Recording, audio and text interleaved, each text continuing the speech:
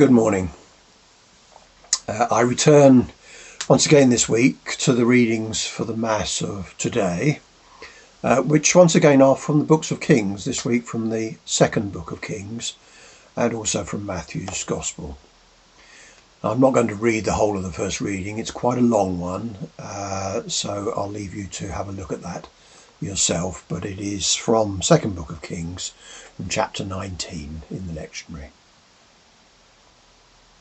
Now we know that the books of Kings contain the history of Israel and Judah from the time of Solomon through the destruction of both the northern and southern kingdoms into the period of exile, and covers roughly 400 years up to about 560 BC.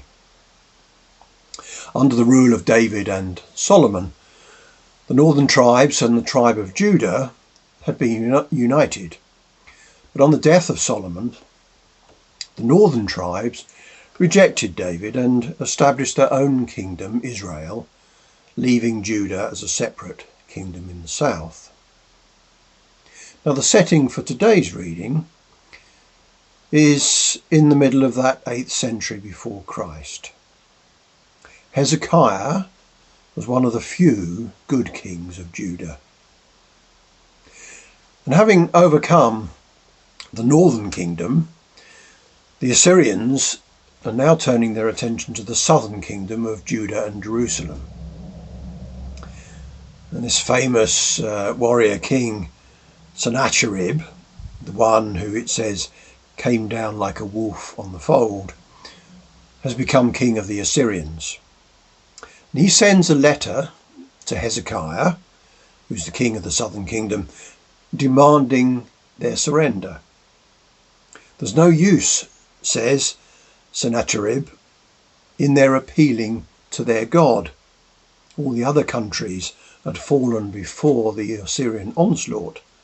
Why should Judah be any exception?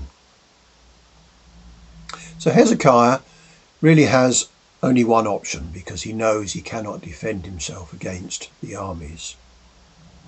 His only option is to pray to God for help. He calls on his God, who alone is God over all the kingdoms of the earth and has made them all. True, says the king, the Assyrians have carried all before them. They laid nations to waste and tossed their gods into the fire. And they could do these for these gods because they were just human artifacts of wood and stone. But Hezekiah's God, Judah's God, as we know, is different.